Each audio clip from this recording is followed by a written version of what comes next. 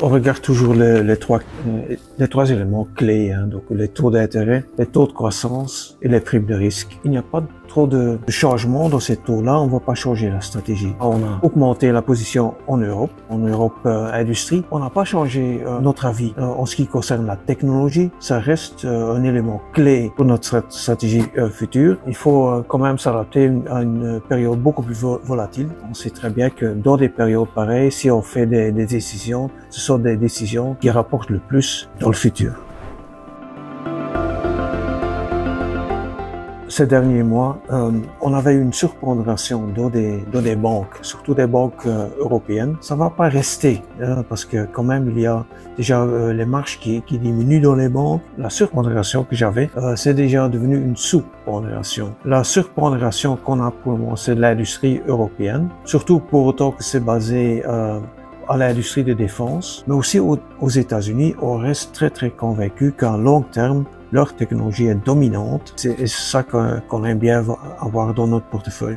Ce qui est sous-pondéré, c'est tout ce qui s'appelle consumer staples en Europe et aux États-Unis. De l'autre côté, on n'a pas de position, presque pas de position en Chine pour le moment. Les seules valeurs chinoises que je veux avoir, c'est aux technologies très avancées, elles ne sont pas cotées ou ne sont pas accessibles pour des investisseurs européens pour le moment. La diversification est au grand maximum pour le moment.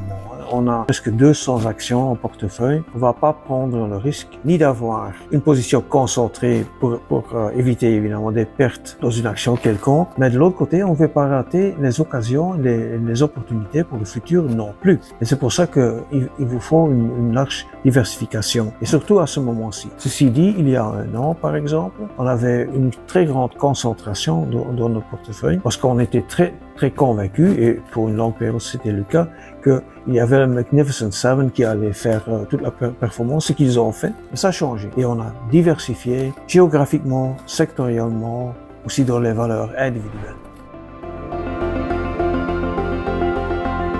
Pour un avenir très proche, c'est l'Europe, et c'est l'Europe industrielle. Mais à moyen terme et long terme, ça reste la technologie. Il y a des raisons démographiques, il y a des raisons géopolitiques pour que la technologie reste au grand focus de nos fonds.